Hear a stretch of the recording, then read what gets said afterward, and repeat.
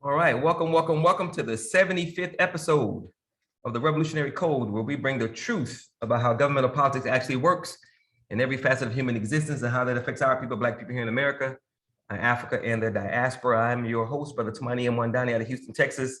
I'm the direct revolutionary product of the Shrouds of the Black Madonna's efforts to build strong communities and strong people and strong nations for Black people since 1953. I am also the founder of the Black Gold Nation movement. My co-host, the chief consultant of the Black Gold Nation's National Political Strategy and Implementation Department, as well as our Adult Education Division, and the chairman of LACE, Liberation Advocates for Community Empowerment, the intellectual gangster, corporate grassroots revolutionary, and master domino assassin from Shreveport, Louisiana, aka the Boot, Brother Craig B. Lee. Brother Craig, how you doing this evening? I am doing Irie, as Bob Marley and Robert Nesta Marley would like to say. Irie, great. Black in 100. All right. So before we get into this show tonight, briefly, as I've been saying for 74 episodes, what we're trying to do is find Black people who want to do something. We're trying to share some information, bring some light, some insight, offer some understanding, but we're not just talking. We are literally trying to get you to do something. We're trying to get you to awaken your mind, look at things critically from a different perspective, be open to learning, and actually do something with what we're trying to give you. So we're not just here to entertain or to inform or to educate or to edutain. We are here to inform, educate, motivate, mobilize, organize, and build. Every single thing we say and everything we do is about getting our people together, bring our people together so we can find the right people, so we can move forward and build something that matters. And of course, that thing that matters has to be about the building of power, because as we often say, what happens to us happens because we do not have the power to stop it. So everything we do, just like our enemies, is about power, because we understand that without that, we're just talking. And of course, we can't afford to just be talking. So we're going to get into a brief clip. As I've said several times before, Brother Craig sends myself, Brother Lloyd, and I'm sure some other people as well. He sends clips of videos, articles, and whatnot, talking about different aspects of our reality, our struggle, highlighting some things, pointing out some things. And he sent a clip, I think it was Tuesday or yesterday, about a clip of Brother Malcolm X speaking at an interview. And as usual, it's a powerful clip. A lot of good things being said, interesting things being said, and of course we want to talk about it. So the topic of tonight's show relates to that clip, and that topic is the dangers of romanticism and idealism and how they undermine Black advancement, empowerment, and liberation. The dangers of romanticism and idealism and how they undermine Black advancement, empowerment, and liberation. So I'm going to share this clip, and then we're going to come back, and then we're going to have a brief conversation about it, and then we're going to book you on. So give me a quick second to share my screen. We're going to rock. All right, here we go. All right, so I need two people to confirm that you can see my screen. Yes. Cool, that's one. One more person? Yes. Cool, thank you. All right, thank you, Naru. And Shanavia, I appreciate it. All right, here we go. Mind, sir, that there will come a time when Black people wake up and become intellectually independent enough to think for themselves, as other humans are intellectually independent enough to think for themselves. Then the Black man will think like a Black man, and he will feel for other Black people. And this new thinking and feeling will cause Black people to stick together. And then at that point, you'll have a situation where when you attack one Black man, you are attacking all Black men. And this type of Black thinking will cause all Black people to stick together. And this type of thinking also will bring an end to the brutality inflicted upon Black people by white people. And it is the only thing that will bring an end to it. think you'll find, sir, that there will come a time when black people wake up and become intellectually independent enough to think for themselves, as other humans are intellectually independent enough to think for themselves. Then the black man will think like a black man, and he will feel for other black people. And this new thinking and feeling will cause black people to stick together. And then at that point, you'll have a situation where when you attack one black man, you are attacking all black men. And this type of black thinking will cause all black people to stick together. And this type of thinking also will bring an end to the brutality inflicted upon black people by white people. And it is the only thing that will bring an end to it.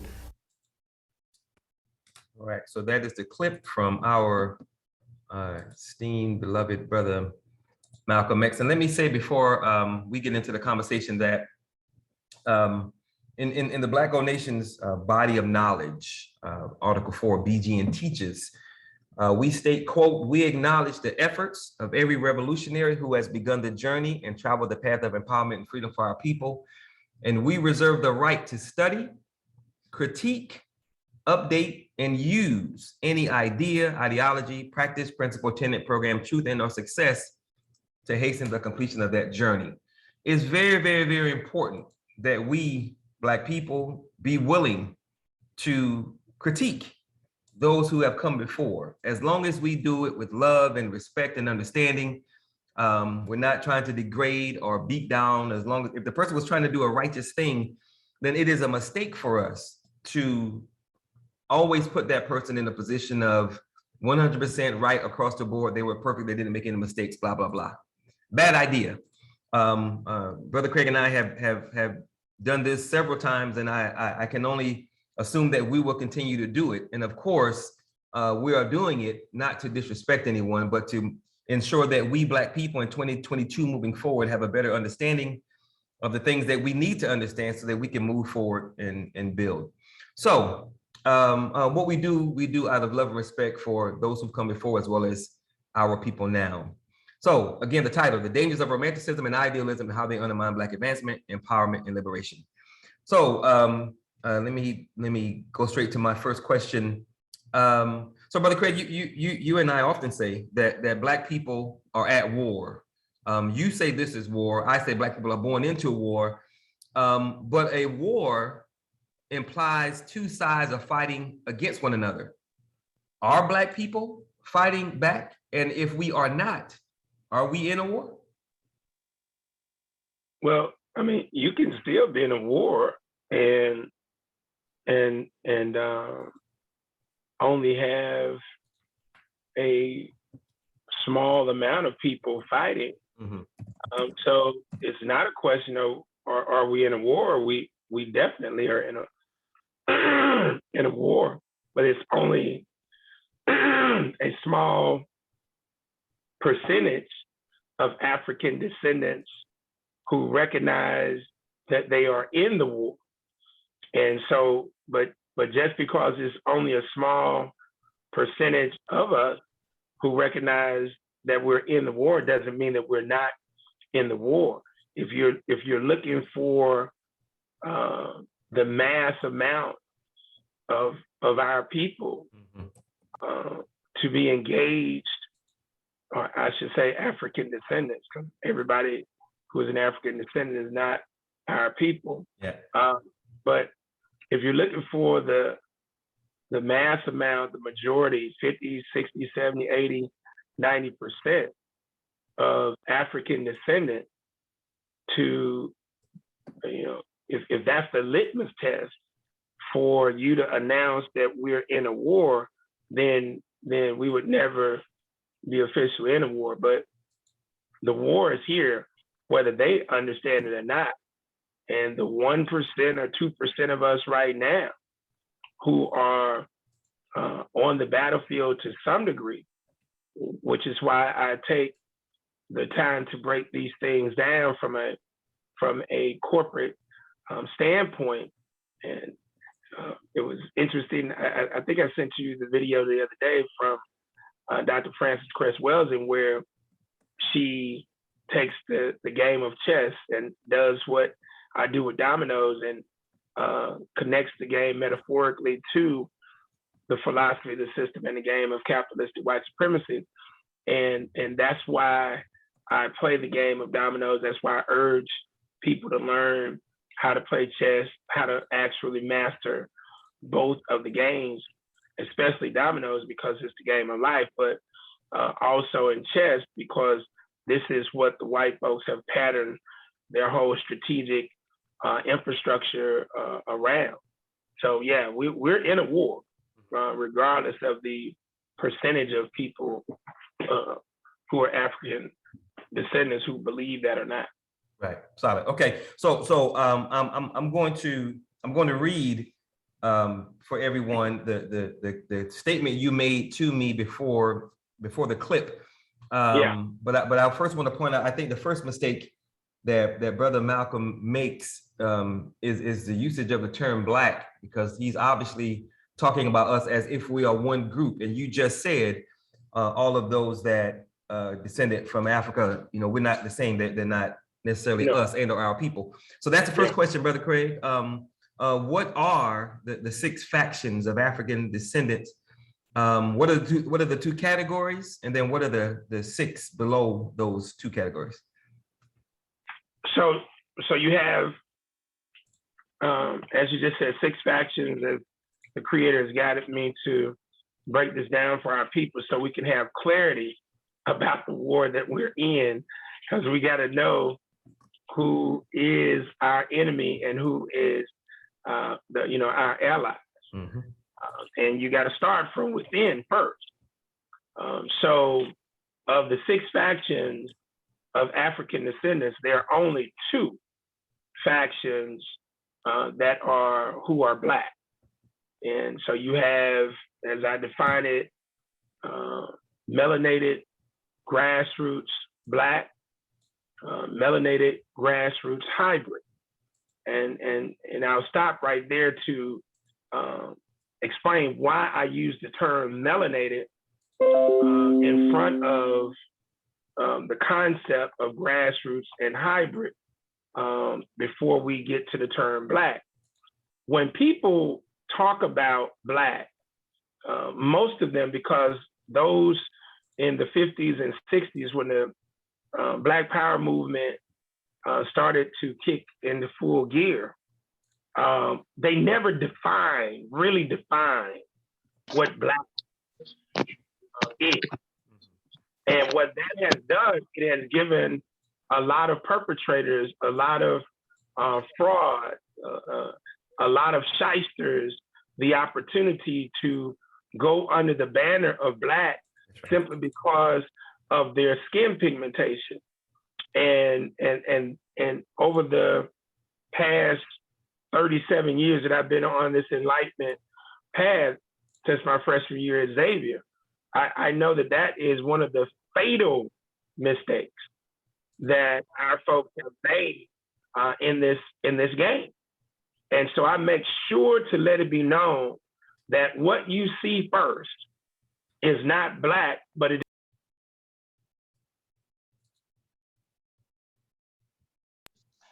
and that melanin is dark, and hence that's why people will say Black, but it is what it is. It's melanin.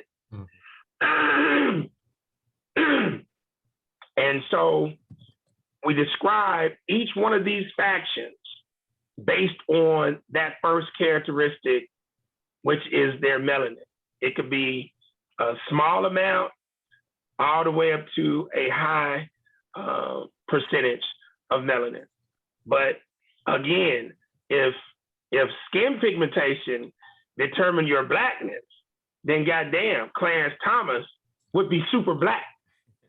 But we know Clarence Thomas is not super Black, and hopefully you'll show the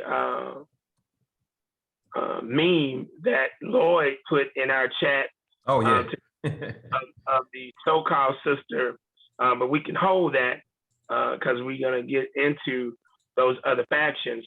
But if skin pigmentation determined blackness than, you know, a lot of folks like Clarence Thomas and a lot of sellouts that we know, who we know are sellouts or Aunt Tomette sellouts would be black.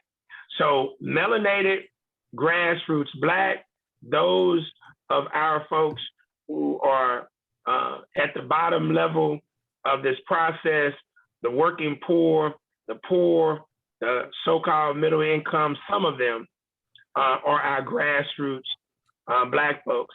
And then the melanated hybrid black, those are individuals like us on this phone. And what makes us hybrid, we are a part of the grassroots, but we can also interface with the powers that be, the architects, the engineers, and the managers of the philosophy, system, and game of capitalistic white supremacy. We can actually interface, do business, outthink, outmaneuver them in the private and the public sector. So that's what makes us the hybrids, those who are highly skilled, trained, or committed to wanting to learn. So those are the only two factions of African descendants who are really black, because the term, as I define it, blackness, black, I define black as African descendants who are about the business of the liberation, empowerment, and advancement of African people.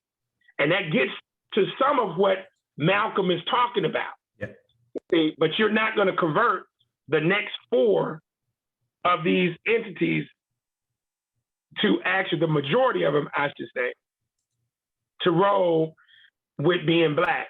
So now we get to the melanated Negro.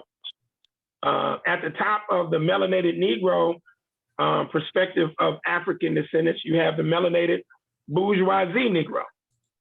That's the talented tenant that our wonderful Dr.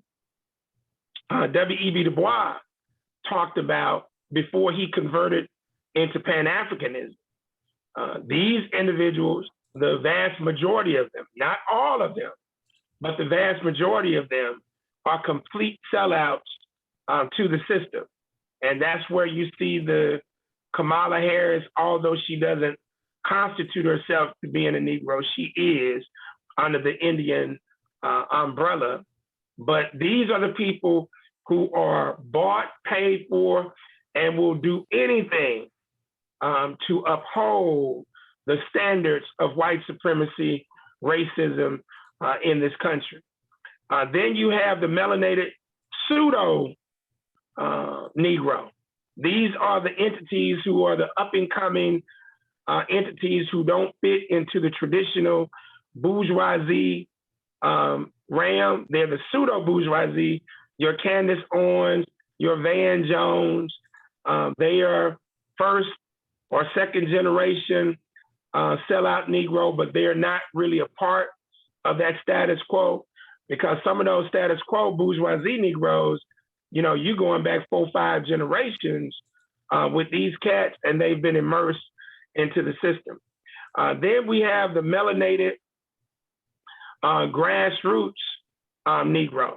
The melanated grassroots Negro is very similar to the melanated grassroots black, but these are entities who embrace the individualism at the grassroots, at the working poor level, or at the so-called middle income level. And those entities, that's the group that we have the most likelihood of converting out of the 4 factions of the melanated Negro. And by the way, Negro, as I define it, is the African descendant who is completely about the business of the maintenance and expansion of white supremacy racism. They are about the business of the maintenance and expansion of white supremacy racism in this society. This is what makes them Negro. And finally, we have the melanated savage Negro. And these are the entities that we gonna have to goddamn deal with immediately, because they are creating chaos, havoc, murdering throughout the grassroots community, and we're gonna have to deal with them. There's a small percentage of them will be able to convert, but the vast majority of them are similar to the melanated bourgeoisie Negro in the sense that they are completely sold out to this system, and they'll do anything to maintain their ability to have money status and materialism against their own African descendant group. Thank you for that complete and thorough explanation. I appreciate it. We've talked about in the past adding a faction to the Negro category, that of the melanated Negro intellectual who controls the minds of Black people with BS and crap, and that's just as dangerous because they are controlling the mind. So have you given more thought about that? And if you have, where are you on that? Well, I remember when you mentioned it, but yeah. the melanated Negro intellectual actually fit in the first two categories. The bourgeoisie and or the melanated pseudo Negro. So, because those are your two intellectual groups anyway. Those are the two groups who are plugged into the capitalistic infrastructure of the matrix that we're in. So, not necessary to isolate them because they are all a part of one or two of those. Gotcha. Okay. So as I said before that question, I want to read to everybody the quote that you sent me, the statement you sent me preceding the video that we just watched, because of course we want to get into the details of that quote, because you said a lot and we gotta unpack it. So this is what Brother Craig sent me preceding the video that we just watched. Quote, due to his age, he's talking about Brother Malcolm, quote, due to his age, 30s, and lack of experience and expertise in the key areas of psychology, sociology, economics, spirituality, culture, governmental politics, history/anthropology, capitalism/corporate business, warfare, and human/consumer behavior, combined with his lack of comprehensive case analysis on the different factions of African descendants in America and globally, Malcolm embraced a lot of idealistic thoughts in the creation of his vision to empower Black people. So that is the quote that Brother Craig sent me preceding the video that we just watched. And that leads into the next question. Before we get into each of those areas, Brother Craig, let me ask about Malcolm's misunderstanding as you see it of the different factions. You said, quote, combined with his lack of comprehensive case analysis on the different factions of African descendants, end quote. What qualifies you to make that statement? Brother Malcolm, and you correct me if I'm wrong, I'm asking, Brother Malcolm differentiated between the house Negro and the field Negro, the bourgeoisie or the bourgeois and the working class Negro. So he did make a distinction between melanated groups. Of course, not as detailed as yours, but he did make that distinction. So the question is, what is your comprehensive case analysis on the different factions? And didn't Brother Malcolm make some distinction between groups of melanated Black people, melanated people? So I'll take the last part first. Okay.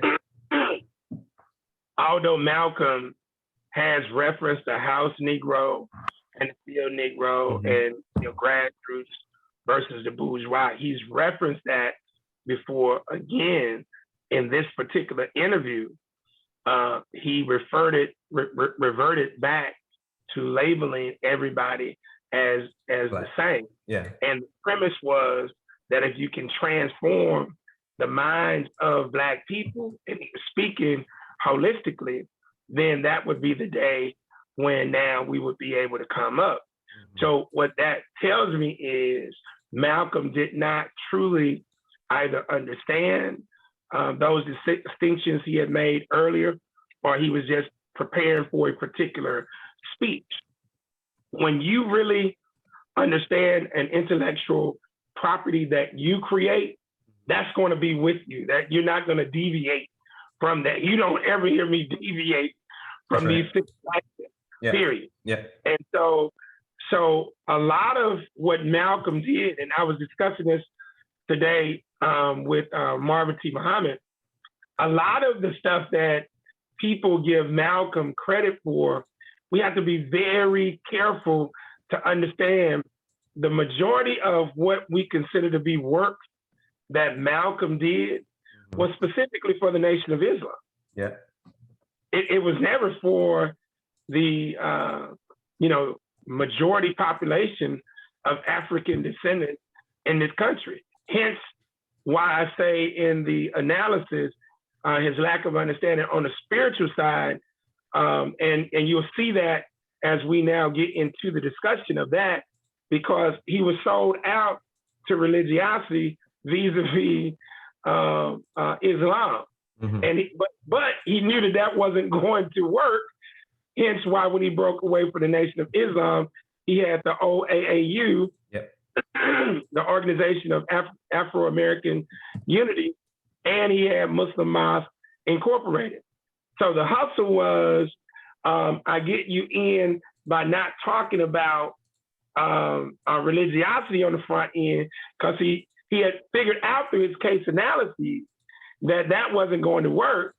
So now, but here's the thing: if you're on a spiritual path, guess what you're not going to now create? Another organization? Another religious organization. Right. So you're not going to create another religious organization. Yeah, because there'll be no need for it.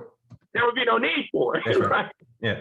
So, and if you did create another institution, it would be to elevate beyond religiosity and now embrace spirituality and organic right culture. So that's how I can make that assessment there.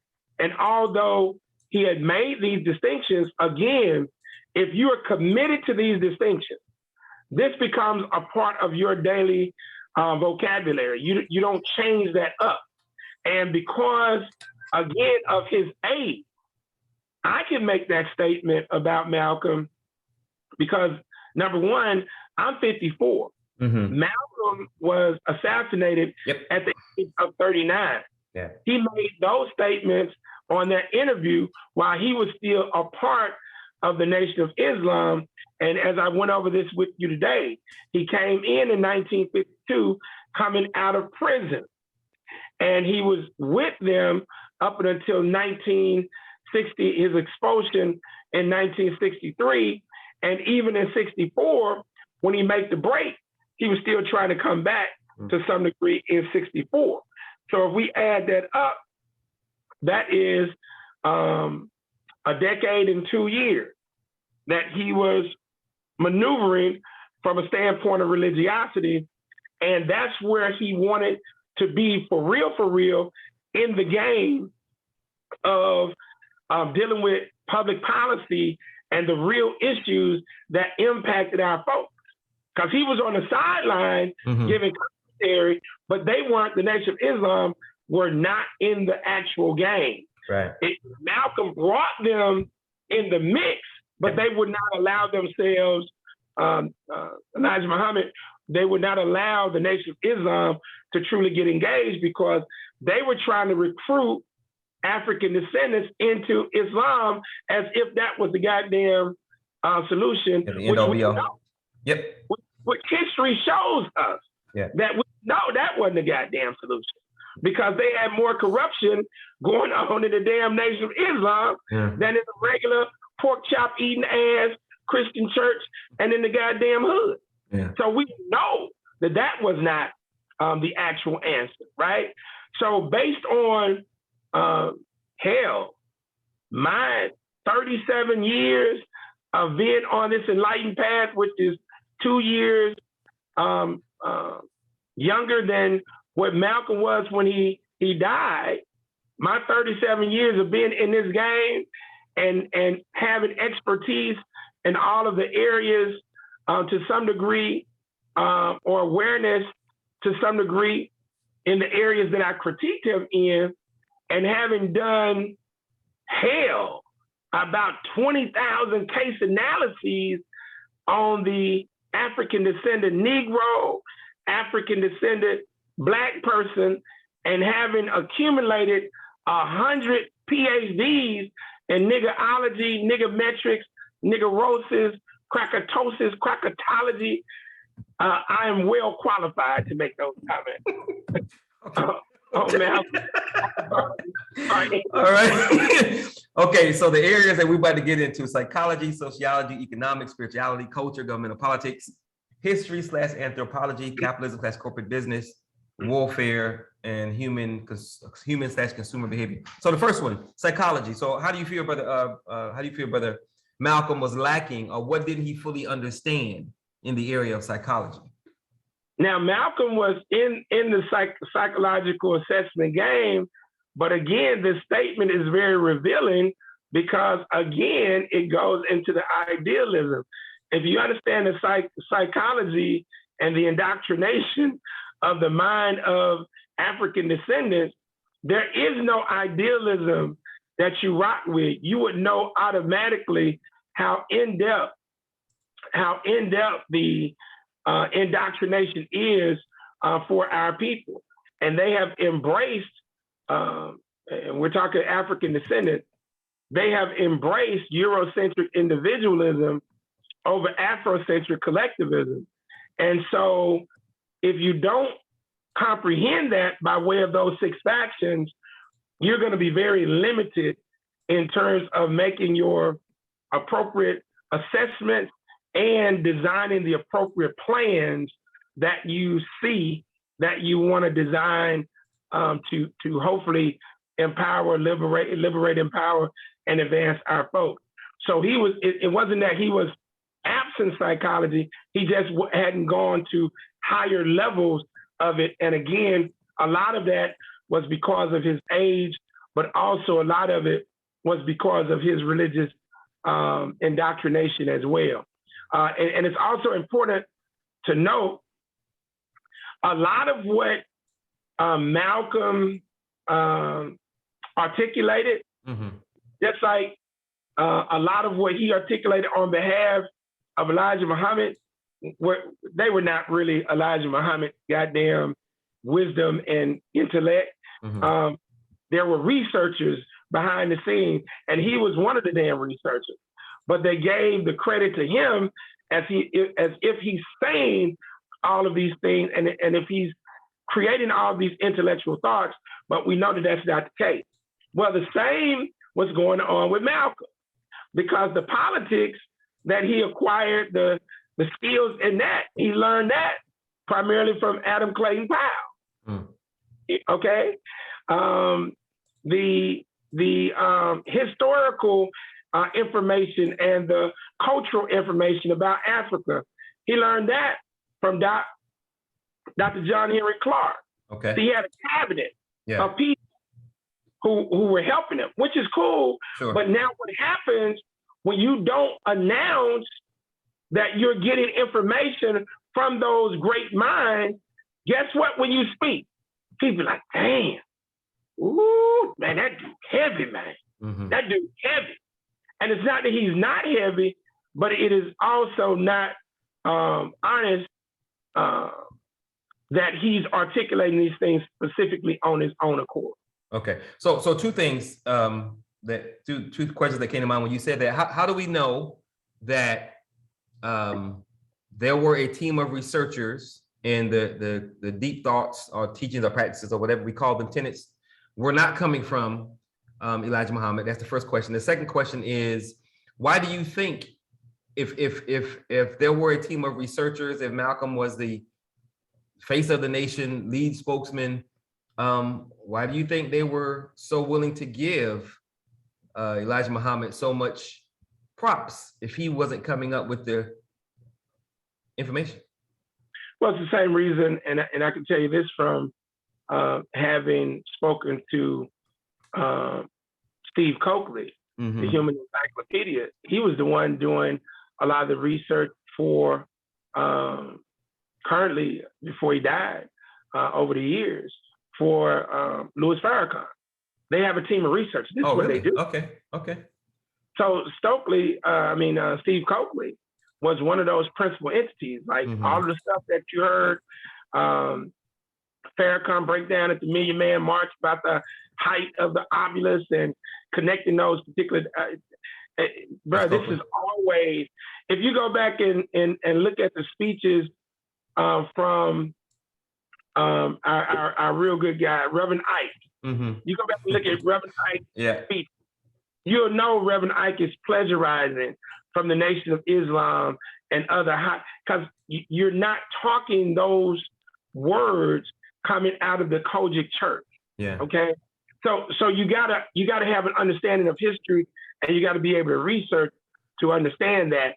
And the whole premise is they bought the whole hustle of Elijah Muhammad hook, line, and sinker. Okay. And so the whole thing was to edify this entity because they really looked at him as this all-knowing entity. The other reason that we know this is a lie is because Elijah Muhammad, a lot of his information came from where? Marcus Garvey, because he used to be in the UNIA. Also, where did his information come from? He had already been in another Muslim organization because the Temple of Islam, which purportedly was started by this entity, Farad Muhammad, which was a government plant. Yeah. That particular information was coming from other factions. There were a whole bunch of entities who have been sent over here to try to help liberate the so-called black man. This wasn't the only thing. So information was swirling. Okay. So whoever was best to put it out there, bam. And Malcolm was the best mouthpiece, hell, even to this day. Yeah. That the Nation of Islam ever had. He was that entity. So their focus was on edifying that. And so then Malcolm had a group of people who believed in him, like Dr. John Henry Clark. Yeah. Of course, he picked up things from Adam Clayton Powell. He picked up things from Bumpy Johnson on the street. So he's articulating these things because they knew he was about the business of the people. Yeah. Yeah. So they fed him the information. But Malcolm was very, very astute because we know that he read the dictionary. He was a ferocious reader and student. So he was about that life. He was a very intellectual guy. Okay. But again, Dr. John Henry Clark gives us some insight that he was a part of Malcolm's research team. And I'll find that video and send it to you so you can hear that out of his own mouth. Cool. All right, next one, sociology. How do you feel Brother Malcolm was lacking, or what didn't he fully understand in the area of sociology? So sociology is the spinoff of psychology going into society.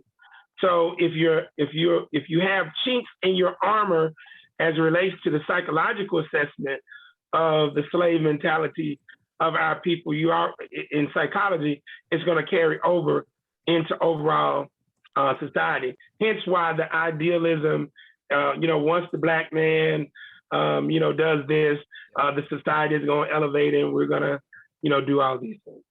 Got it. Okay. Next one is economics. Well, we know he lacked an understanding of economics because he was never a business owner. He came into the nation right out of prison. So again, he was learning things just by reading information.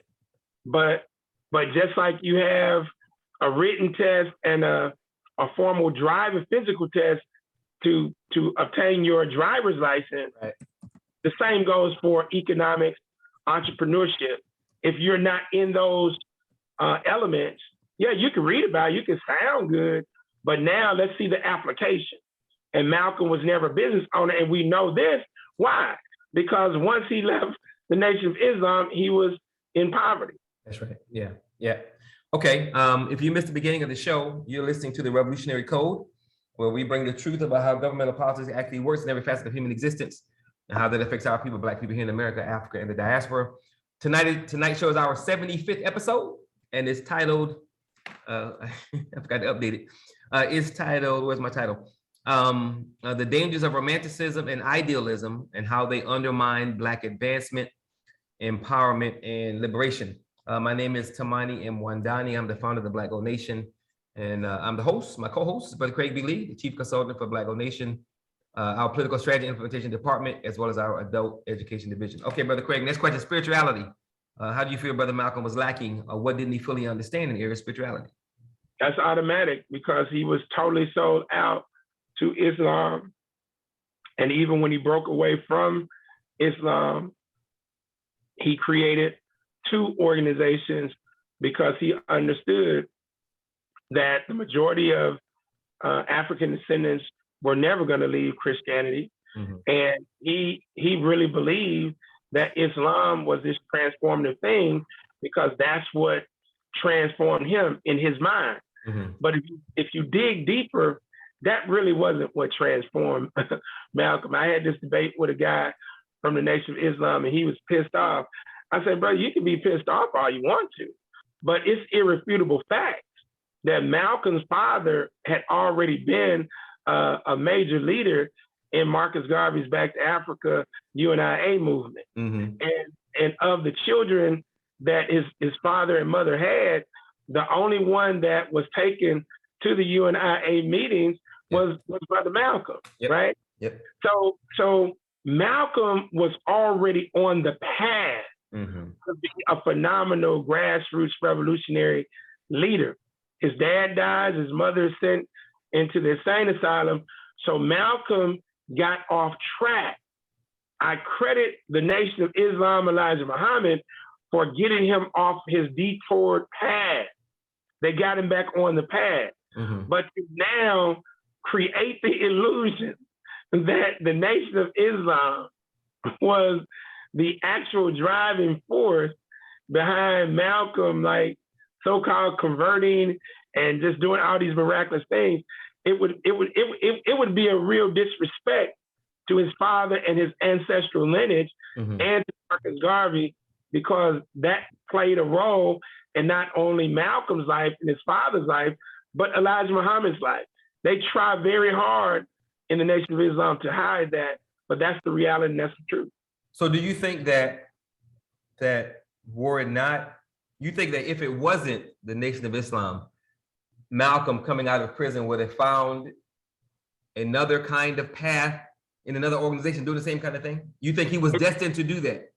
It was destiny that it was the Nation of Islam to do it.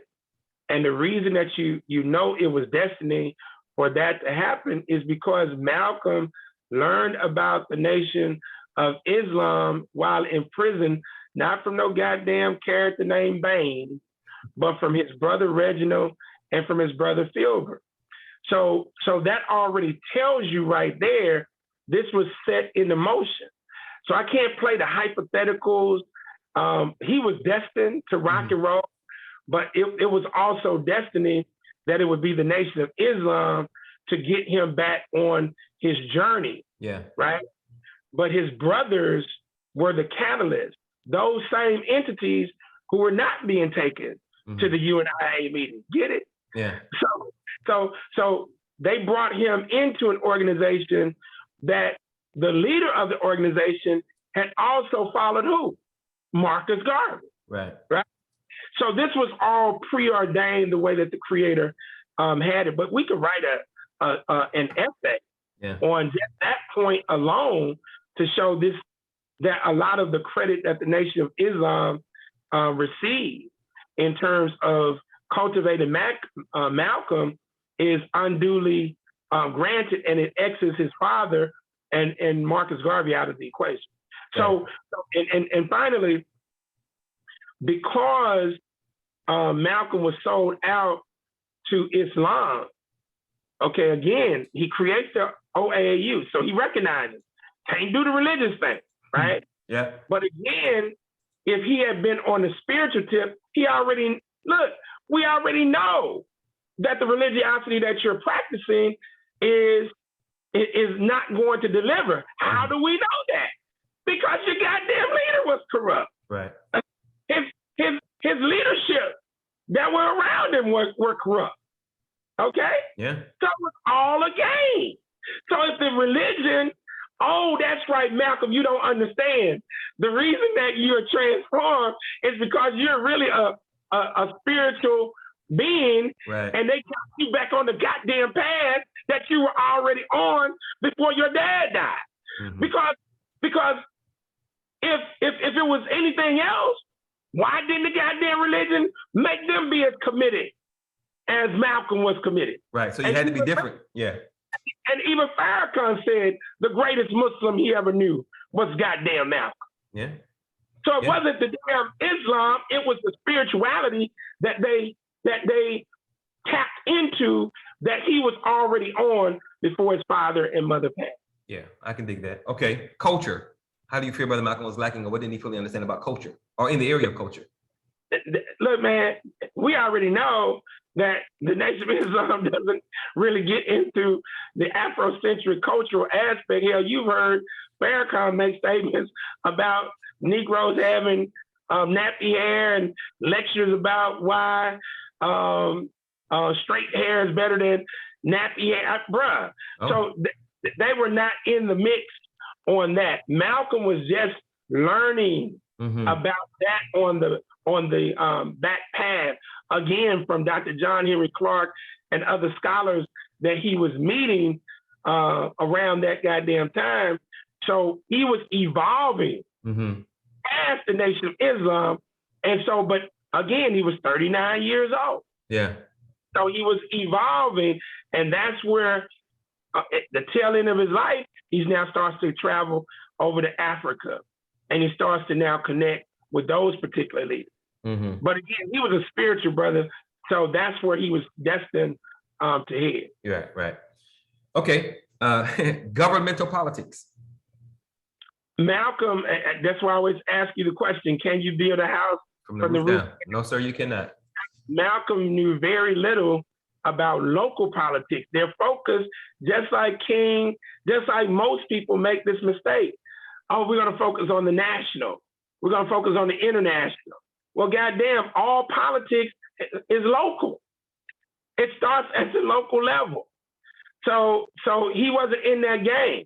King and his team were far more in that game at the local level than Malcolm, although their focus was also on the national level because they were trying to change policy at the federal level. And it just shows their naivete as well, because the damn country went to war based on not only chattel slavery, but chattel slavery as a part of states' rights in the South. So if you don't understand the power of the state and the power that the state establishes at the local level for municipal government, you'll never understand the game really at the federal and the national and the international level. So again, he was 39 and he didn't have those perspectives down pat. You think the Ballad of the Bullet speech was him coming around and learning about the importance of local politics? Oh yeah. I mean, he was growing. Yeah. So to that statement that he was growing, do you think, were he not assassinated, that he would eventually he would have grown out of religion and would have become more of a spiritual leader of grassroots Black people? Do you think? I know it's hard, but Malcolm was sold out to goddamn Islam. But you know, if he was a true seeker of truth, it's not far-fetched. I don't know, bro. Nah. Just like he was sold out to Christianity, bro. Malcolm was sold out to Islam. And I mean, I would like to believe he could have gotten to that level. I mean, he had the capacity to get to that level. Sure, no doubt. I don't, cause think about it, Tamani, when he set both of the organizations up, had the OAAU continued to grow, he would have automatically converted the majority of the people into Islam. Try to do so, yeah. He would have became a iconic Islamic figure. I don't see him breaking away from it. Yeah, amen. Okay, history / anthropology. Again, this is, he was in the game of history and anthropology to some degree, but this is where Dr. John Henry Clark and others come in to give him this information. And man, if you understand history, you would understand the mindset, the psychology, the pathology of the Negro.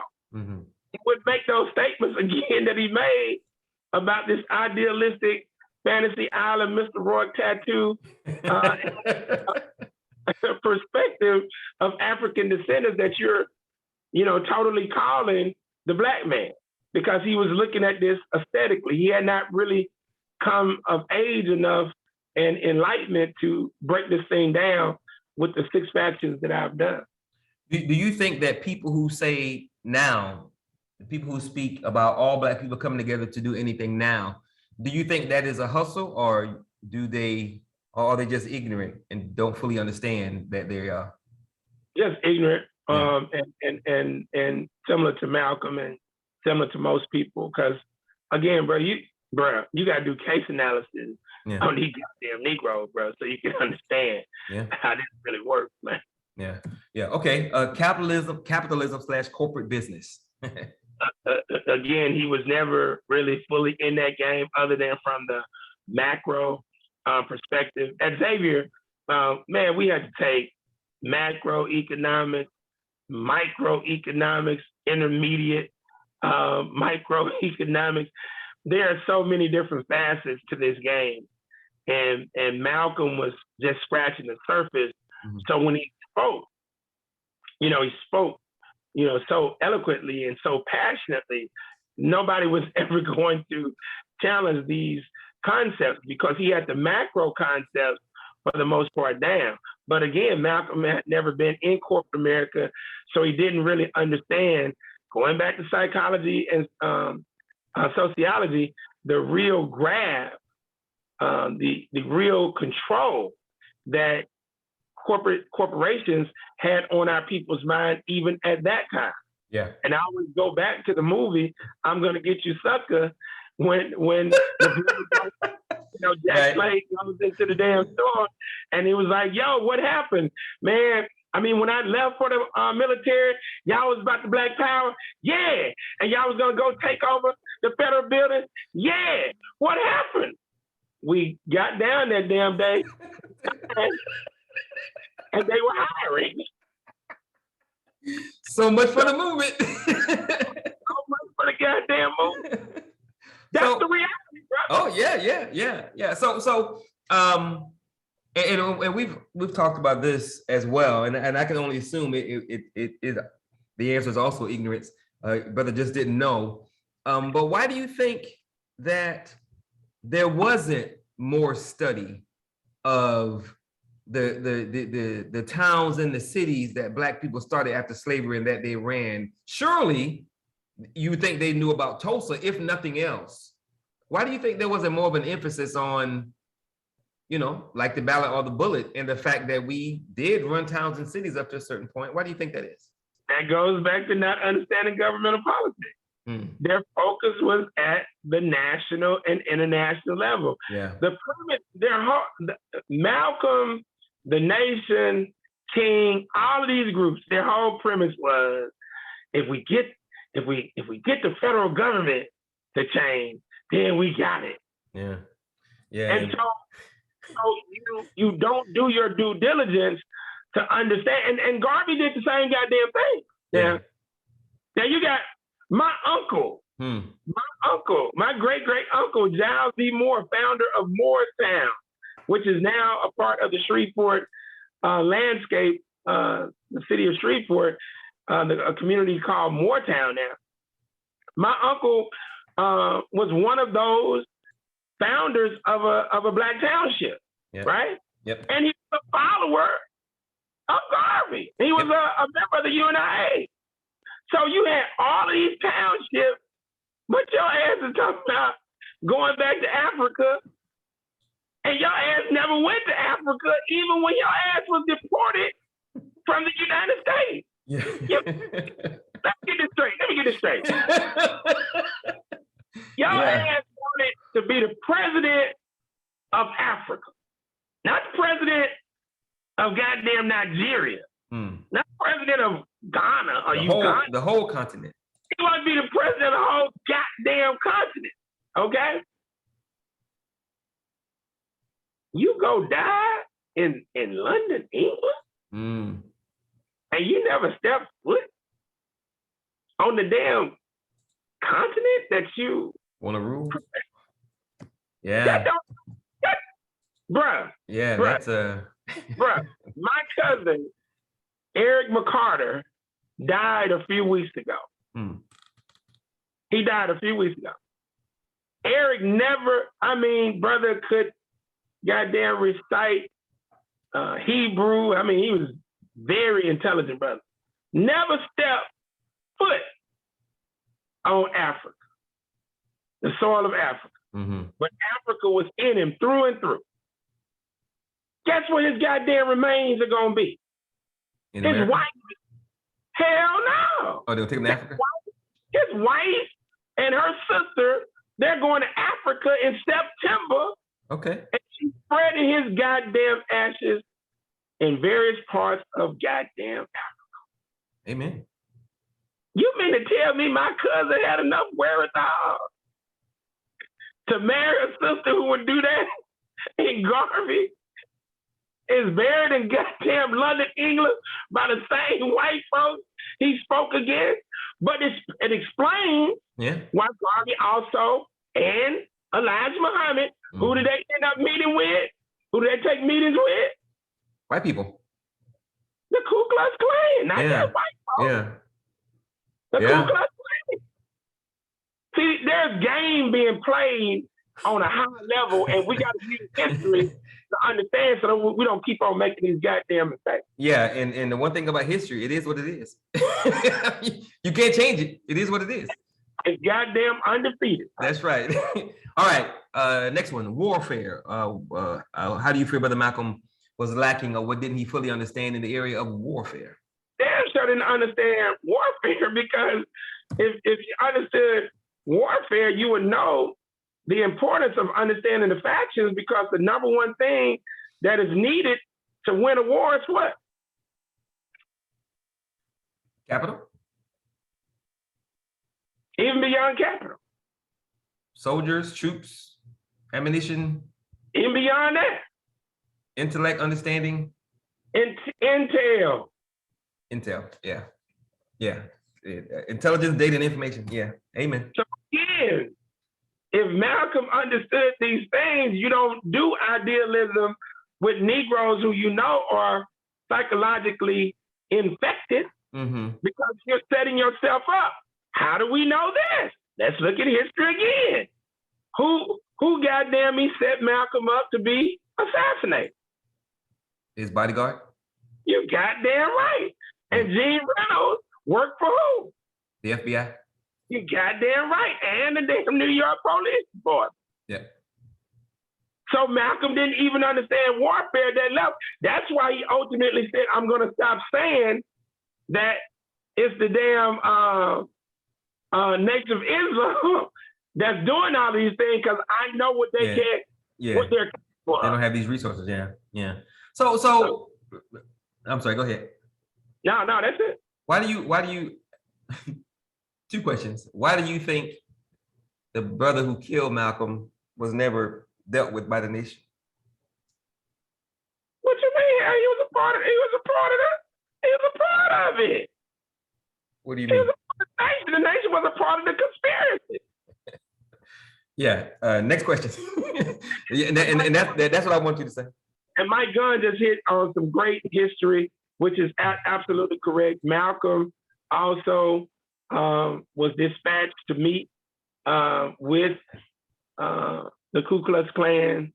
The mere thought of you meeting with the Klan, discuss getting money. I don't even understand that goddamn concept. That don't even make any damn sense. Yeah. Now, I can understand meeting with some so-called progressive-minded white folks, but to meet with the Klan, and Mike, you're absolutely correct. I read that and my stomach turned. So I'm thinking about all of the different areas that we're touching on, and the only one that that might not fit as relates to this question I'm about to ask you is spirituality, but the rest seem to fit quite well. So out of all of these areas that you listed that we're talking about, is it fair to say that Bumpy Johnson had more of an understanding of all these areas, maybe with the exception of spirituality, than Brother Malcolm? Hell, goddamn, yeah. Yeah. So can you think of a was not limited? He was not exactly. Yeah. So can you think of a more well-rounded gangster than Bumpy Johnson? Seriously. No, I think he would. I think he was the standard. Because he was an intellectual cat. He understood governmental politics at the local level, the state level, the federal level. He understood that you had to kill some goddamn Negroes. He understood that you had to get gangster even with your supplier. He understood economics. He understood trying to mobilize and organize Negroes. And when their ass didn't want to roll, he had to bust a cap in their goddamn ass. He understood. I mean, he understood the power of religiosity. You see, dude was sharp. But we don't consider him black, despite his intellect, because he was killing his own people. Exactly. Yeah. So he would have been a melanated. Melanated bourgeois hybrid? Yeah, I was about to say. He's a melanated hybrid Negro. Damn. Yeah. So brother, let me tell you this. It is very difficult to play this game the way that the creator has guided me to play this game. Meaning to leave a corporate situation or some form of a capitalistic situation that's not about the business of liberating, empowering, and advancing your people. Brother, there's not a lot of areas for you to make money. On the surface. You have to really learn how to maneuver. Sure, yeah, you gotta hustle. Your profession. So that you can navigate while still simultaneously attending governmental meetings, while simultaneously advocating for these crazy ass Negroes who will hate your goddamn guts and possibly try to kill you. Very few people would ever be able to play this game the way that I'm playing it. Where I left corporate America, left the $70,000 job at the age of 28 to actually rock and roll. So I don't get too upset at the Bumpy Johnsons and, folks like that, because I get it. Yeah. I mean, I get it. Freeway Rick Ross, I get it. That's why I'm so immersed in the studying these big time drug dealers. Yeah, the gangsters. Maneuver, because they really did want to help their people, but you can't never get to that level where you're playing the game of killing your people and saying them at the same time. And getting them turkeys. Yeah. So given everything you just said about Bumpy Johnson and all the areas that he did understand, how he maneuvered, how he was rocking and rolling and whatnot, should Black people study Bumpy just as much as or more than Malcolm? Dude, you gotta study the gangsters. Yeah. This whole game is a game. It's a gangster game. and that is why, man, I think once you watch it, you might even think about, man, this could be a movie, because it's a mini series, but you got to watch Dope Sick. Man, the governmental connections with the drug game and how gangster they are with using politics. I mean, it is crazy. But somebody remember, I come out of that. Oh yeah, that's right. You should be. That was my last job. Yeah. With Astra Pharmaceuticals. That's why I left the goddamn industry. Yeah. But I'm always interested in seeing So, because it just helps me to connect even more goddamn dots. Yeah, it is. Right? It is But, ruthless, man. But bro, when I was with Astra Pharmaceuticals, and in 1993, they announced that it took $500 million on average to bring a drug to the market. Mm-hmm. And I'm listening, dude, what do you think I get the ability? I told Dr. Jones yesterday, we're getting ready for this major entrepreneurial expo she's going to do, symposium that she's going to do here in June. And I went over the game plan for my part of the workshop. He was like, God damn, you going to drop out? And she said, I'm giving your hands 20 minutes. I said, God damn. Cliff notes. All the gangster shit that I got to say in 20 minutes. But I said that because, bruh, man, there's a formula that I learned coming out of Astra Pharmaceuticals called SCP West. Mm-hmm. CP West. Mm-hmm. Segmentation of the goddamn market. Competition of the in the industry that you're in. The positioning of the product and your goddamn product message. Your warfare principle, whether it's an offensive, defensive, flanking, or guerrilla principle. Analyzing your enemy, the entities that you're going to immediately leapfrog into market share, and then analyzing the strategy and the tactics. Dude, I was the number one goddamn person graduated from the class. I ate that shit up.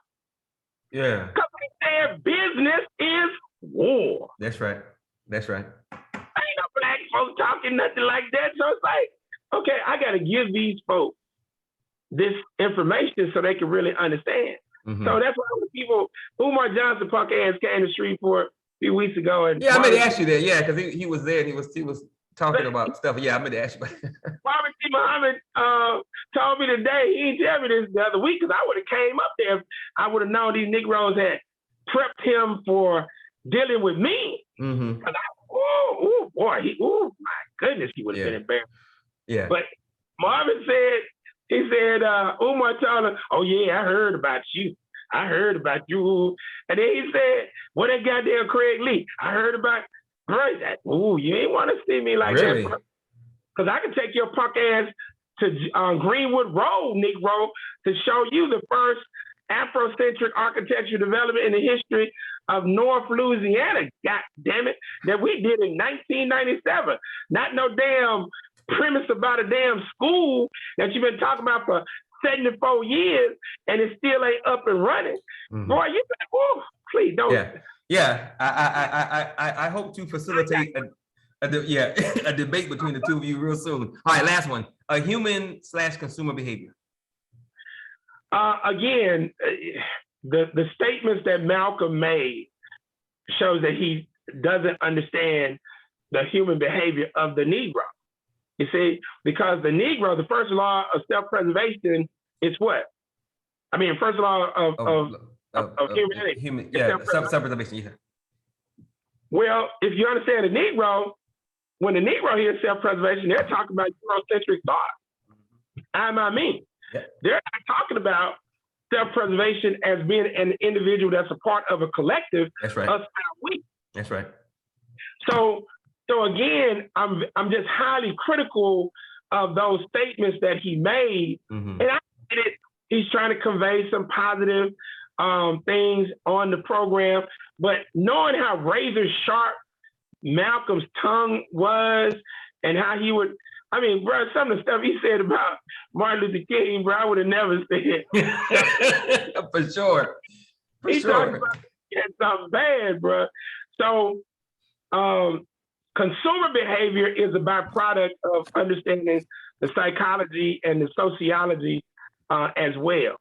And I went through all of those areas so you can understand, Tamani, to be a hybrid, you have to have functional understanding, comprehension, knowledge, application, successful application, knowledge, and understanding of these things if you're going to effectively plan an empowerment agenda successful empowerment agenda for our people. And it just, you know, what he was saying in that video just was, you know, it was lacking. Yeah, it has some validity to some degree, but it's lacking. Yeah, and if of course if you are paying attention, then it also highlights a bunch of stuff, which is the whole point. Okay, so last one, brother, you get one takeaway to ensure that everybody has something from this show that they would have with them for the rest of their lives based on everything we've talked about. What would that one takeaway be? The takeaway is to be about the business of you know, the ABCs. Always be learning in this game. You got to become a student of life, and we're all hybrids on this call are striving to become melanated grassroots Black hybrids on this call. And there's a lot of learning that you got to do, and so that's why entrepreneurship is so important, because you got to become financially independent to buy back your time so that you can learn. And that's the only way you're going to effectively be able to handle this. All right, so before we get to Q&A, a quick question, and I've been meaning to ask you this, I'm just curious. Did you learn how to critique and review movies, or that was just something that you just came into because you knew things and you saw it in the movie? I mean, it's just something that I picked up on as a part of my journey on this enlightened path. I mean, you got to remember, I'm a writer, I'm a retired musician, percussionist, event planner. So I've been in the mix of doing events, activities, screenplays, speeches since I was a toddler. And so this was just kind of like evolution within the overall realm. And then now, over the past, 2+ decades, that I really started to evaluate film and the number one weapon that is used by the architects, engineers, and managers of the philosophy, system, and game of capitalistic white supremacy, which is entertainment. I've just become more entrenched at seeing it. And ironically, you ain't gonna believe this. We got a invitation today. I gotta do the damn email to the sister tonight, sister who used to be on the news here. She is now in LA with a TV show, game show called The Wall. I'm not familiar with it. Supposedly, it's like, I think that's like Plinko. I think that's what it's like. I don't know what the hell it is. Oh, yeah. But they reached out to us, Dad's on duty, and they're interested in having a few of us, one of us, go out there to be on the show. And I mention it because, hell, I ain't never even heard of the goddamn Wall. And she said, "Yeah, Mr. Lee, I remember you from Shreveport." And she said, I know you probably don't know about this show. You probably don't look at that much TV like this. I said, well, it's good that you're right. Okay. All right. Okay, on that note, Q&A, questions, comments for Brother Craig. Let's see, maybe Naru stepped away from his computer. There we go. Where you go? Yeah. I didn't step away. I'm just tired, bro. We'll talk fast then. Man. Hey, I just wanted to relate to you, Craig. When I was in my 20s, I turned down a 6-figure record deal because they wanted me to do some type of music I didn't want to do. So I can relate to the journey, and I became independent, and I've been doing all right, but I ain't rich. I was thinking. I'm glad you referenced that, Naru, because those are sacrifices that only spiritual, cultural people about this game would be willing to do, because most of these people sell out real quick for the money. Yeah. And Naru, you are rich. You're just not rich by the white man's standards. And oh yeah, I miss me, finance. We good though. We good. Amen. So I've been talking with my community out here, So we have a lot of activists out here, and we know being activist means most times you're broke. And, you know, a lot of our Panthers and stuff, you know, we're helping them with some of their medical bills and things of that nature. So we're trying to get the community to voluntarily put in at least 1 to 2% of what they're making to the people that we honor out here and the people that fight for us. We have a lot of people that are fighting for us out here doing things. What do you think about that idea? I know we probably can't do it on the books, but we're doing it on the under, and we've been starting to raise money. It's been going okay out here. Well, that's a powerful concept, and I like it. The only thing that I tell people when they say they want to do what I do, I say, man, you know, if you better talk to me a little bit more so you can understand what that really is. That's why I put Nauru in front of my title, corporate grassroots revolutionary, because we had a revolutionary code on this when the Judas Factor came out. As much as I love our homeboy Fred Hampton and our homeboy Huey P and Bobby Seale, they went at this thing the wrong way with the political philosophies that they got tied into with communism and socialism. And the thing that you got to take your hat off to these white folks, and this is the one part that any so-called grassroots activist, or in my case, advocate, and of course the difference between an activist and an advocate is huge, because activists react to situations and advocates are proactive in setting the stage. They're lobbyists and they set the table for individuals to come behind them. But the thing that you got to tip your hat to these white folks. When they went to steal our information in Africa, they embraced whatever they could, and they embraced it. From Timbuktu to converting the structure of Timbuktu in America to the Ivy League institution. Yeah. To our industry, our system of free enterprise, into morphing that into capitalism. You can just go down the line, right? So I tell Negroes all the time, stop with the immature statements that you make about education, about free enterprise, because what you're really hating is yourself, because you're viewing education as if it's a white man thing. Yeah, right. From the white man's perspective. Yeah. You're viewing politics as if it's a white man thing, and it ain't. You're viewing economics as a white man thing, and it ain't. Yep. The whole premise of being a poor righteous teacher is straight bullshit. and counterproductive and counter-revolutionary. I agree. I have to agree. I got to eat, man. Yeah, that's right. And being a vegan ain't cheap. So ain't. For sure. So you got to balance leveraging resources and advocating. Well, how you gonna do that if you ain't got no goddamn skill?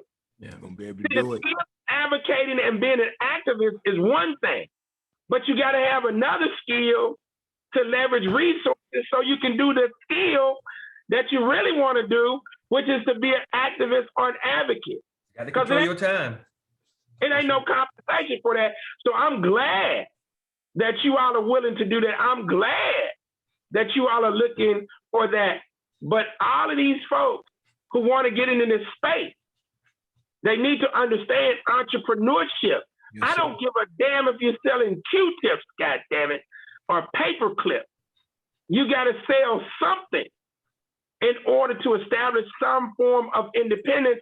And you can't be playing the game like, okay, I'm gonna make this money and I'm gonna now be like Puff Daddy now. If you make a lick in this thing, $1 million, $2 million, you better go ahead and buy your infrastructure, house, vehicle, set yourself up. So now you can figure out something that can make you a few $100,000 a year until you hit the next lick. Now, if you're real good and you can start to crank out millions, and because I'm going to be the first corporate grassroots revolutionary to be a billionaire. Because see, and I got to do that. Why? Because I don't give a damn about giving up 80% of my money back into the community. Of course, it's going to be designated to legitimate things, but hell, if I'm making $500 million a year net, and I can't give back $400 million a year, I need to kill my goddamn stuff. Yeah. Right? Because the premise of believing in this socialistic, communistic bullshit, oh, we're gonna force the white man to give up their resources, their power, it's goddamn insane. But these white folks are willing to destroy the goddamn world. The planet. They are. Yes, they are. They don't play with these folks like that, man. And you know what's crazy is that on one hand, we the people who want white people to give them something, they talk about how brutal the white person is. All that is true. The history, what they've done, blah, blah, blah, blah. But then on the other hand, you expect them to give you something. It's retarded. I mean, it makes no sense. Anyway, next question, Naru. No, that was it for the night. Oh, I do want to tell you, Craig, I started a drink business too. I got the vegan ginger drinks over here, $25 a bottle. I done already made my first honey yesterday. So Go ahead, brother. it's on and popping. Go ahead. to go with my vegan patties, bro. Yeah. That's right. Damn vegan patties out, brother. Cool. All right. Naru, let me know when you start selling online, man. I'd love to get a bottle. Yeah. Yeah, man, I was it's just kind gonna of say fresh. that. I don't know. It's gonna take a minute for that, but hey, you know, when you come to Cali, I got you. All right. Well, I can do your website for you for free, man. Just let me know whenever you're ready. Ain't no problem. Right now, all right. Ain't no problem. That's what I do. All right. So, does anyone else have a question or comment for Brother Craig? Thank you, Naru. Can I hire you too, Brother Tamani? No. Go ahead. I'm sorry, I didn't hear you, Shannon. No, I was just gonna say, can I hire you to do my website too, Brother Tamani? Hell yeah. Hell yeah. Come on, Brother Michael. And your logo, Shannon. And your logo. I might need him too. But you talking about the vegan piece and whatnot. I thought about bottling pot liquor at one time. You know, it got some medicinal values in the country. So, but that's another conversation. Yeah. Here's my thing. I painfully watched the confirmation hearing this week just to kind of see how it went. And as expected, the Republicans created a mini referendum on the midterms. And that's why I put in there earlier, it doesn't matter if you are Ketanji Brown or Iceberg Slim, you still a nigga to them. That's right. And what in an indirect sense is that a lot of these petty bourgeoisie melanated Negro, would you say hybrid? The ones that like a Sambos or Yeah. okay. Now they're discovering that elitist, that talented 10th piece that you discovering, no, we're seeing the same way, brother, sister. Now, I don't know about the white boy thing, but when you get up to Harvard, maybe it ain't their fault. You get up to Harvard, and everything is white up there. Hey, the sister that spoke to her today, she found her husband, and so on and so forth. My question is, Brother Craig, should we take this piece of the grain of salt, or should we even bother trying to, I don't know. I mean, the sisters love it. The sisters gonna love it. But I don't even know how to, how useful can this sister be to us? That's my question. She can't be useful. And I mean, put the goddamn photo back up, goddamn it, Tamani. Put it up. All right, I gotta go back to it. Give me a second. Give me a second. I gotta go back to it. Hold on. Let's look at her and Kamala Harris. Goddamn changed her name to it's Kamala to sound more like Pamela. You know your name is Kamala. So what's the common connector between both of these melanated bourgeois, pseudo-bourgeoisie Negroes? Who they married? Who they goddamn married. And whoever you're having sex with, that's where your goddamn politics lie. I want y'all to hear me again. Whoever you're having sex with, that's where your politics lie. And if you're not involved with some melanated person, even if it's our goddamn cousin from Mexico or goddamn Asia or goddamn wherever, if you ain't involved with a melanated person, bro, you can't talk to me, man. You can't talk to me. And you see who they are married to.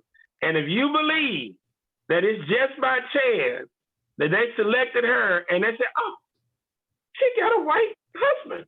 Whoa, we didn't know that. And if you believe it was just by chance that they said Uncle Tom, Clarence Thomas, like, oh, he has a white wife. We didn't know that. Well, we know that's a lie because now you do the research and you find out that Clarence Thomas's wife is whose cousin? George Bush. George Bush. George Bush. And then you find out that goddamn Barack Obama is related to who? George Bush. And Dick Cheney. And Dick Cheney. And both of them.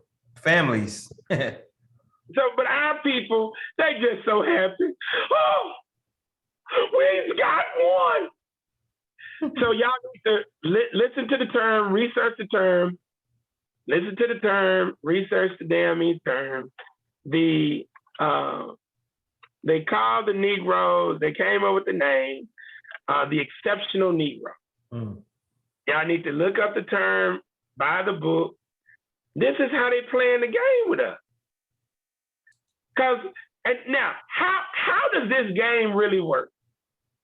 It can only work if you with spiritually and culturally bankrupt people. That's right. Empty. And it can only work with them because the spiritually and culturally bankrupt individuals are focused on what? I, my, me. That's right. Versus us, our, we. So they know that most of these goddamn sisters are gonna, oh, that's a long time ago. It don't matter. Love ain't got no color. Love ain't got no color. I's gonna love who I love. We just don't get it, bruh. Yeah. And so, to your point, brother, there ain't a goddamn thing that you're gonna leverage out of this so-called sister. She's one vote on the Supreme Court, and just like the first Negro on the Supreme Court sold us out, damn Thurgood Marshall, you can check his background. I mean, he sold us out, but you know, Negroes we just happy. Yeah. We just happy.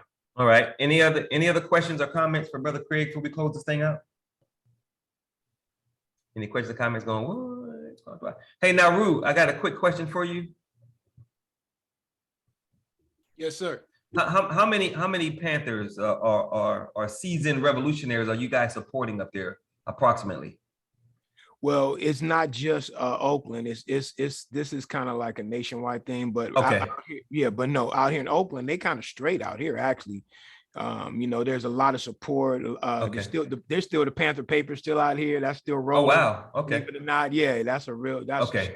Yeah, I was asking because I was thinking that's something that needs to be national, and maybe some sort of podcast of you guys interviewing them would help spread the word. But if it's already national, then that's why. Yeah, I'll send you some information. There's some stuff like that already up. Yeah. Awesome, cool. Okay, on that note, Brother Craig, closing comments?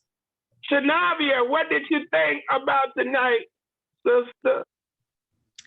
Hey, I was in and out handling my 6-year-old, but I thoroughly enjoyed this conversation. I learned a lot. Some stuff I knew, some stuff I absolutely did not know. Very enlightening conversation. Cool. Wow. Awesome. Sister Shannon, what you think about tonight, sister? Grand evening, Brother Craig. As always, very enlightening.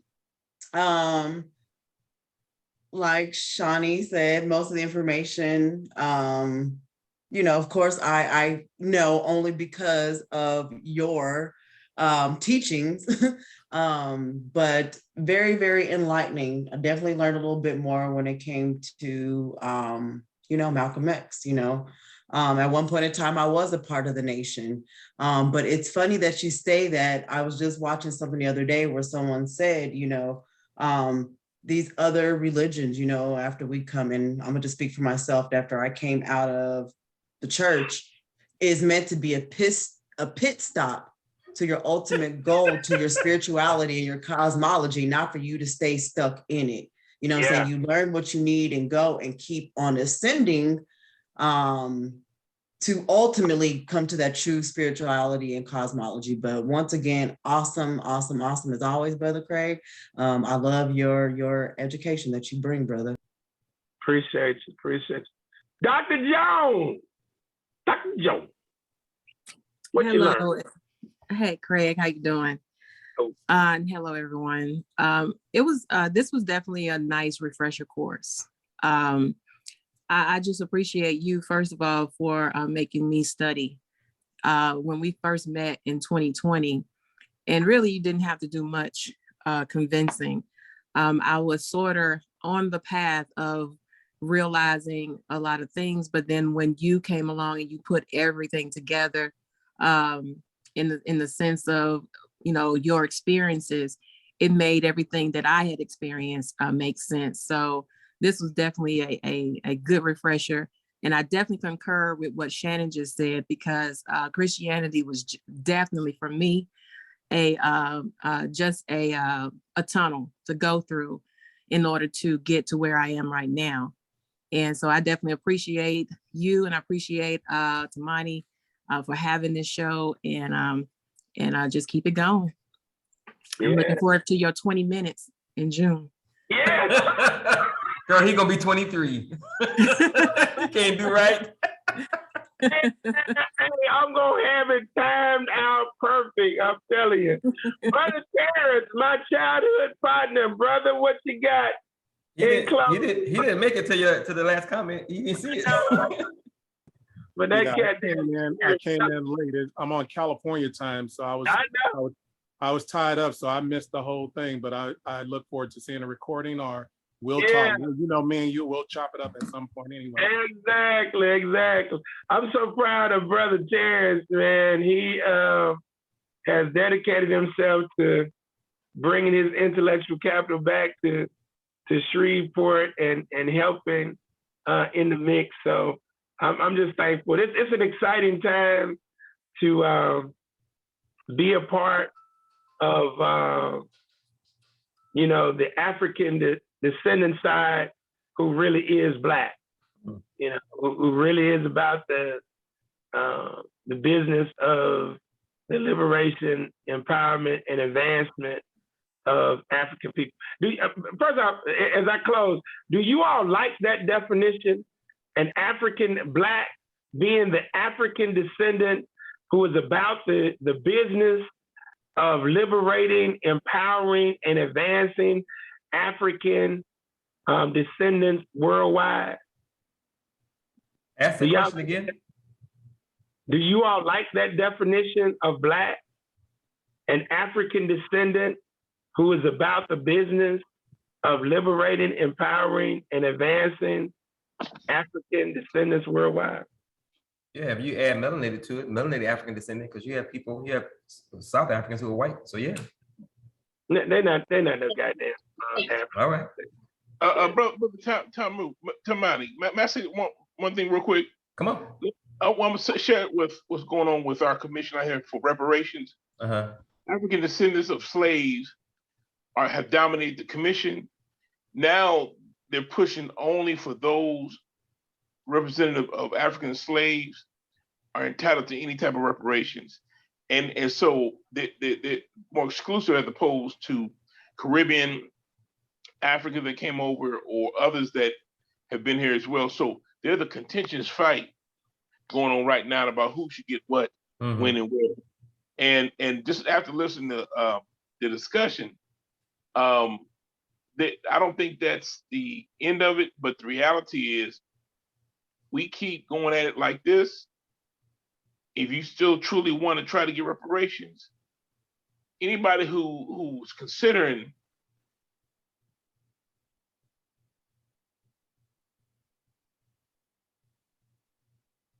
what happened, Mike? I don't know. There you go. It's a way out of it too. You know, in terms of just trying to reconcile that, or are we just spinning our wheels? You just spinning wheels, man. Yeah, you don't have the numbers of the votes to get the votes. You don't have the votes in Congress. You don't have the votes in the Senate. You don't have the vote in no goddamn White House. And again, the Negro is just retarded. The Negro wants their enemy to do something that they're never gonna do. I will make my reparations claim simply out of respect for my ancestors, but to invest legitimate time into some foolishness like that, it's retarded. I mean, it's just absolutely retarded. And when you got somebody like Yvette Carnell, who is damn near white, trying to lead a discussion on reparations, you know you're in trouble. She's damn near white and she a lesbian. You're in trouble, bro. So, but you know, people can maneuver all they want to. One thing, again, history is a hell of a teacher. Ice Cube was talking a lot of noise right before the campaign. Ice Cube, where's that agenda at, Ice Cube? Mighty quiet. Mighty quiet, Ice Cube. Mighty quiet, Scarface. Mighty quiet, goddamn Killer Mike. This is nothing but game, y'all. Yes, sir. And all you gotta do is wait on they punk ass and they'll show. But we've had enough case analyses so we know how all these people really rock and roll. All right. But I want to thank you guys. And hey, bro, we in the mix, getting ready to launch this campaign 2022. So we'll be calling on y'all and navigating. We're gonna have some of y'all on our phone banking team. You'll be able to call some Negroes with a spoof 318 numbers so they don't think you're a bill collector calling from damn Colorado, Sister Shannon and Sister Sean. So, but I thank you guys. All right, on that note, always remember that no one can do everything, but if everyone does something, everything will get done. And absolutely, always remember that nothing is more sacred than the empowerment, liberation, salvation, and freedom of Black people. Because if Black people don't make it, guess what? Ain't none of us gonna make it because we Black. Y'all have a good one. God bless. Y'all take care. Peace. All right. Peace and blessings. Peace and blessings.